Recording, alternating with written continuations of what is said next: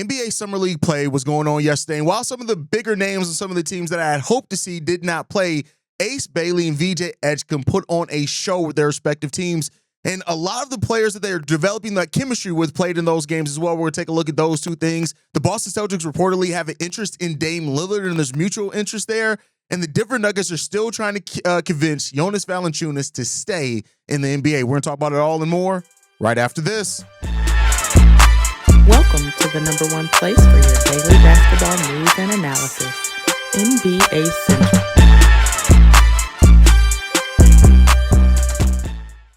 What's going on, basketball fans? Welcome to another episode of Six Man Shenanigans presented by NBA Central. My name is Hayes. More importantly, you guys can follow the channel at NBA Central Pod on every social media platform we happen to be on. With that said, let's go and get into this content for today, y'all. And Summer League play is going on. And yesterday, one of the matchups I actually was excited about seeing, the Memphis Grizzlies versus the OKC Thunder, Cedric Howard nor Thomas Sorber played in those games. It was a little bit of a disappointing, but Ace Bailey and V.J. Edgecombe did both play for the Philadelphia 76ers and the Utah Jazz, respectively.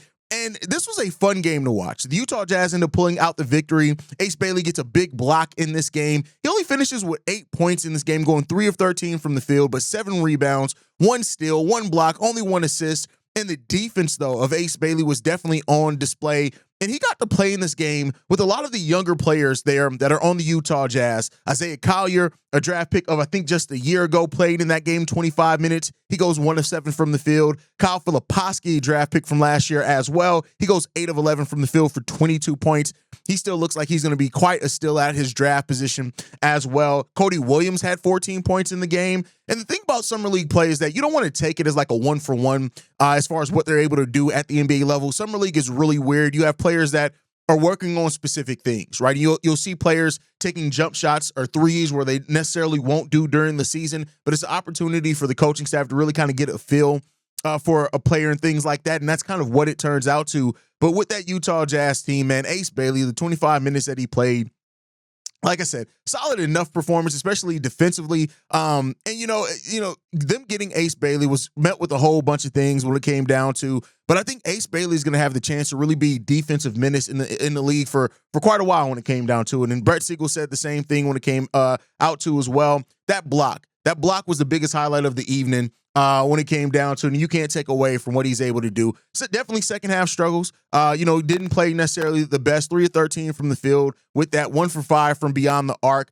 But you're starting to see where he can play at, where he can be pretty solid at the next level. Hope that continues for him. Ace Bailey is a really, really talented player in this. You look at Ace Bailey and him hitting the 3, Kyle Filipowski, Cody Williams was a little bit of a disappointment in his rookie year, but good to see those guys. But V.J. Edgecombe, I mean, listen, I know that people are commonly down on the 76ers, and I think that's a fair thing to have when it comes down to it, but I think the 76ers had themselves a really solid draft class.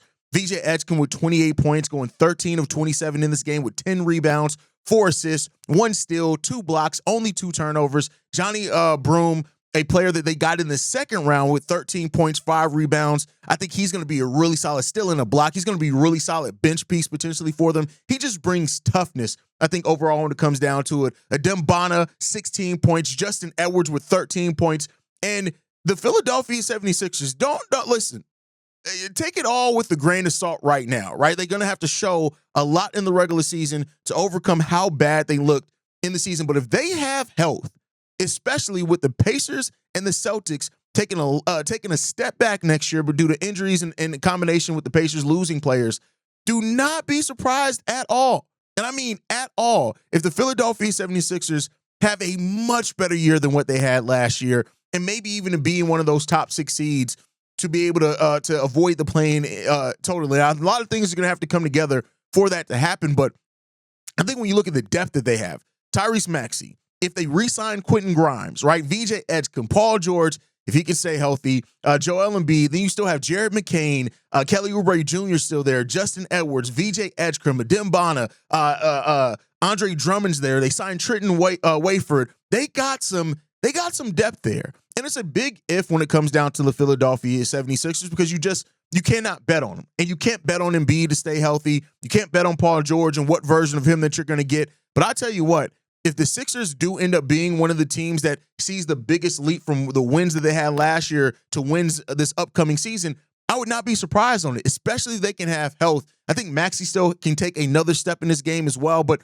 I know we're here to talk about V.J. Edgecombe in his game, getting a little sidetracked, love talking basketball, but V.J. Edgecombe showed just about everything that you wanted to see from V.J. Edgecombe at this level of Summer League. You want him to be dominant at this level, and you could expect him, like, he's going to have a more condensed role, of course, in his first year in the NBA, but do not be surprised if that role grows over time and as the season goes on, because V.J. Edgecombe is an absolute talent. You can't take away from what he's able to do. 6'5", 180 pounds, can guard multiple positions, even though he's listed as a guard. I would not be surprised if he plays a lot of small forward for this team next season, especially with whatever's going on with Paul George. This could be a really big season for V.J. Edgecombe, and I think V.J. Edgecombe has tremendous talent as a two-way player in this league, and we'll see how it's going to go for him. But Ace Bailey, V.J. Edgecombe put on an absolute show, and both teams did in totality. It was just a fun game overall to watch. You guys should definitely go and watch it if you can. If you got NBA League Pass, go check out the games. I know Summer League is not the best level of competition. Some people are just thirsty for men's basketball because I know not everybody supports the W, even though you should. But with that said, it was a really fun game to have last night. But let's go around the NBA, right?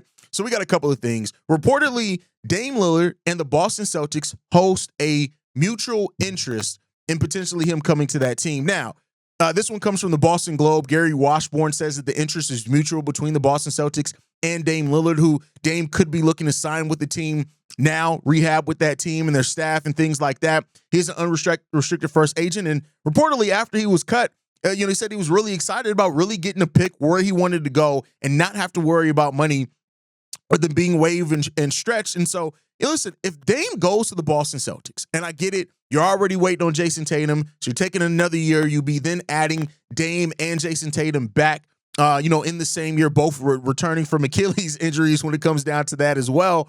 But if you get that, what does that then look like? That's the question that you have here. And, I mean, that's the type of move that if the Celtics are looking around their core four who they've identified in Tatum, Brown, Pritchard, and White, if they can add a Dame Lillard to that, right? And again, keep in mind, they have really good coaching. I do think Dame's role will be a little bit more restrictive. I can see why the Celtics would be interested in doing that. They're going to be trying to find cost-effective ways to get right back to being a championship contender once Jason Tatum is healthy and stuff. And again, I don't think they're going to be completely terrible this year. This is still a team that I think this season is going to compete for a playoff spot in the Eastern Conference. Now, I'm not saying they're going to be successful in getting that. They may have to go through the play-in, but I do think they're going to be competing for that spot in the Eastern Conference next year. So if they're able to add Dame Lillard, who does not have to worry about money, thus he's not going to be a player that sends them back into the second tax apron or anything like that, I would not be surprised if the Celtics are very open to that. And Dame, a player who wants to be able to contend for a title, being able to join a young core like that and be able to just know what you need to do in that role. Now, he doesn't do much for their defense, of course, but they are such a solid defensive team by the core that they have there. They may be willing to do that. And so we'll see what happens. Now, the Celtics, if they want to, while they did open some cap flexibility, the most that they can offer is the $5.6 million taxpayer mid-level exception. And that would be an absolute bargain when you look at how the Milwaukee Bucks are still paying the remainder of Dame Lillard's contract. So if you're able to get Dame signed for $5.6 million, really for any team in the NBA, that is an amazing potential return on investment, because I know people like to talk about Dame as if he's completely washed. He's not. I think his role there in Milwaukee was just different. Now you could come over to the Boston Celtics, do what you need to do, be that scorer that they need you to be, especially at times when either Tatum or Brown are off the court. I think you could play well with Pritchard or White as well. Hey, it would not be surprised. Brad Stevens is still trying to cook, and I think Brad Stevens is aware enough to understand that the time is ticking, right? And it is what it is, right? Tatum and Brown enter in their late 20s, which is still the main part of their primes, which is really good. And you now, with the contracts that they have, you have to be a little bit more selective, especially with the second tax apron era, on how you surround that talent. So taking a shot with a minimal risk like Dame Lillard on $5.6 million, I tell you what, even if Dame ends up being, I would say, even if he ends up being 60% of Dame Lillard, that's worth $5.6 million. So it's an interesting case, and I think there are going to be a lot of teams kind of sniffing around and if they can get Dame Lillard to come into their team. And the Boston Celtics make as much sense as any other team. But let me know what you guys think on that down below. The Nuggets will complete the Jonas Valančiūnas trade, so they will not back out of that trade, even with him going over to Greece reportedly. Like I said, it was reported by a newspaper over there that he has already agreed he's going over there. We haven't got those same reports over here yet, which makes me think that until the buyout paperwork is filed, meaning that Jonas Valančiūnas or the Greece team buys out his contract, that there's going to be some hope that they can convince him to stay. Now, Valančiūnas, a player that the Denver Nuggets added to help with their depth, which is perfectly fine there, and I actually like him as a depth piece there. But if Valančiūnas, right, if they are determined, as it's been reported, to keep him to stay in the NBA, he can't sign with the Greece team unless Denver grants his release. Now, I don't think that Denver's going to be in a position where if they just try and they cannot convince Valančiūnas to stay, they're going to say, F it, you're going to play here. I think they'll let him out of that contract, right? And he's going to have to give back a lot of money on that. But that we shall see. And I'm not mad at the Denver Nuggets have done a lot to add to make their chances better that they can get to a finals. I'm not saying that they have great chances to get to the finals, but I think they've added a higher probability with the depth that they've added in the moves that they've made to get there. And it just remains to be that question on, not to say that the end all be all on it is Valančiūnas, because it's not. I think the Cam Johnson trade was an amazing trade value for them, especially when you look at how Michael Porter Jr. had kind of taken a step back over years and not been healthy and things like that. So I think that was a great trade for them. But overall, this Denver team is still trying to go for it. And if they can convince Valančiūnas to buy into that, at least for 1 year, we'll see what happens. There are other center options, as we talked about yesterday, for them to get there if they try to go a different route. But we shall see what happens with that one. But let me know, do you guys think that the Denver Nuggets should continue to try to keep Valančiūnas, or should they just let him go where he wants to go and just deal with the consequences and things after that? But I want to talk about one team. As much as we talk about, and we'll have an episode, it's going to be a roundtable episode discussion with me and all the guys on winners and losers of free agency. But I want to talk about this. Has any team completely checked out of offseason as the Miami Heat? I just want to know that, the Miami Heat, who are this team that was talked about being willing to do this and potentially move off of a Wiggins or a Tyler Hero, while none of that came to fruition yet, they have done absolutely nothing other than drafting Kasparas Jokičiūnas, which I actually do think is a really good draft pick for them, as they do need an actual point guard. And Jokičiūnas being somebody who can come in and help in those areas, I like a lot for that team. I want to be clear there. I want to give them that credit for that. I think that was a really good draft pick for them. But outside of that, they've done nothing. They haven't signed anybody. They brought back Davion Mitchell, which is a really good player who looked really good for them in the play-in last year. But other than that, everything has stayed the same. And it really does feel like, has anybody seen Pat Riley? Where the fuck is Pat Riley at? Because it seems like to me, whether it's a punt or whether it's overconfidence that they're going to be able to get something done in the trade market, that they have relatively kept their team the exact same. Now, this is a team that won 37 games last year. They did make it out the play-in tournament, those type of things. But overall, I just don't see why the Miami Heat have sat on their hands. And honestly, I'm kind of surprised by this. Pat Riley is a president that does not typically like to rebuild. And that means he likes to keep his team at a certain level of competition. And this offseason, I don't know that's done that. Now, don't get me wrong. Boston taking a step back, the Pacers taking a step back are things that maybe he's betting on. But then you got teams that definitely took step forwards. The Atlanta Hawks have done great this offseason so far in helping their chances to avoid the play-in finally. The Orlando Magic did a great trade in Desmond Bane. That adding into health, they're going to try to avoid the play-in. You got the Detroit Pistons as well. They're going to take another step up just based off youth, getting Jaden Ivey back, things like that. And so listen, the Raptors are another team that I think, they're going to be trying and gunning for it. We'll see how successful they are in that. The 76ers, as I talked about before, could be much better than what they were last year, just with health and development of their young pieces. This is a team in the Miami Heat that I don't know what the Heat are planning here. It's not like they have the draft picks to where it makes a whole lot of sense for them to just sit on their hands and let it come where they may in a deep draft coming up, to where maybe then they can have some maneuver there to try to start going down a different direction. This is a Miami Heat team that has a lot of young pieces on it. Now, how you view those young pieces may come down to your own personal preference on those young pieces, but they got that. And if they wanted to try to make a move for kind of a more proven commodity, they could do that.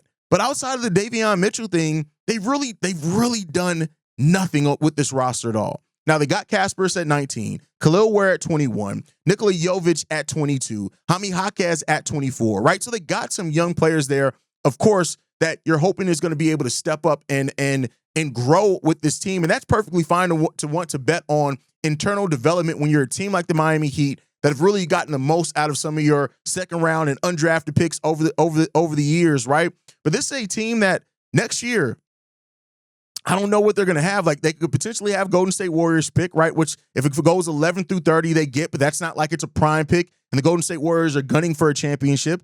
Their own pick is going to the OKC Thunder, I believe, next year.